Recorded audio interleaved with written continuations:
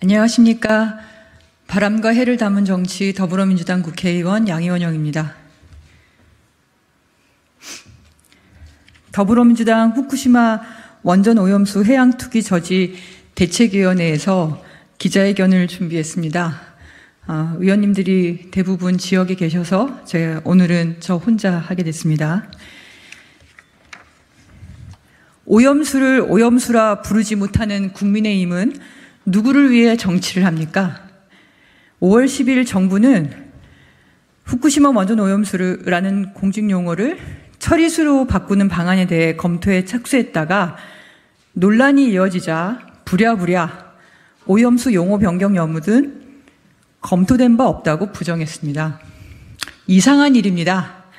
일본 후쿠시마 원전 오염수와 관련한 일은 항상 논란입니다. 윤석열 대통령이 일본을 방문했을 때도 대한민국 국민을 이해시키겠다고 발언한 것이 일본 언론에 보도되자 대통령실은 부인했고, 기시다 총리가 대한민국을 방문했을 때도 안전성 검증하는 시찰단을 합의했다고 발표했다가 일본 경제산업성 장관이 안전성 평가는 시찰단은 아니라고 부정했습니다.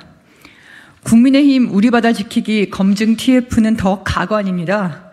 5월 9일 첫 회의에서 후쿠시마 원전 오염수를 처리수로 부르자는 의견이 제시되더니 성일종 위원장 역시 이에 호응하듯 방송에 출연해 오염 처리수라고 쓰는 게 맞지 않을까라고 말했습니다.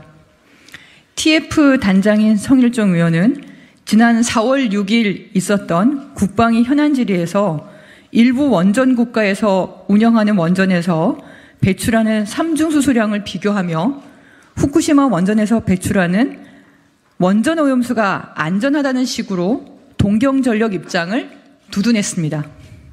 정상적인 원전에서 방출되는 방사성 물질 종류와 해결료가 녹아내려 원전이 폭발한 상황에서 발생한 방사성 물질의 종류는 명백히 다릅니다.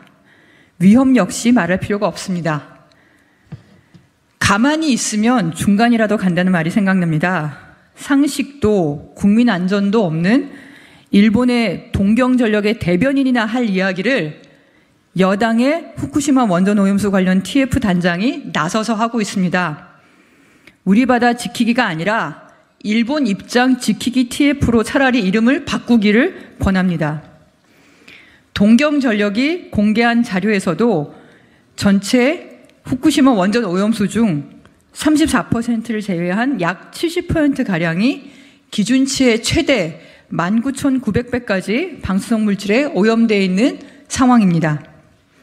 기준치에 적합한 오염수라고 하더라도 역시 다액종 제거 설비로 걸러지지 않은 삼중수소와 탄소 14로 오염되어 있는 상태이며 정상 원전에서는 방출되지 않는 우라늄 238, 플루토늄 239, 아메리슘 241 등의 방사성 물질이 오염수에 포함되어 있습니다.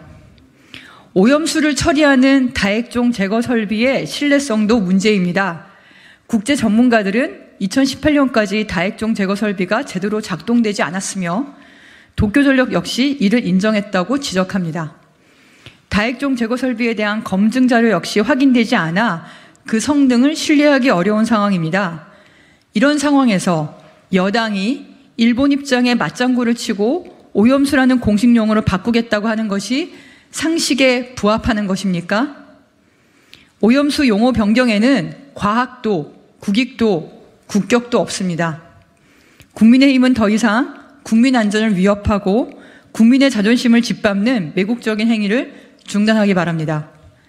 더불어민주당은 윤석열 정부의 대일 굴욕 외교, 후쿠시마 원전 오염수 해양 투기를 저지하여 국민의 안전을 지키기 위해 계속 싸우겠습니다. 2023년 5월 12일 더불어민주당 후쿠시마 원전 오염수 해양 투기 저지 대책위원회. 감사합니다.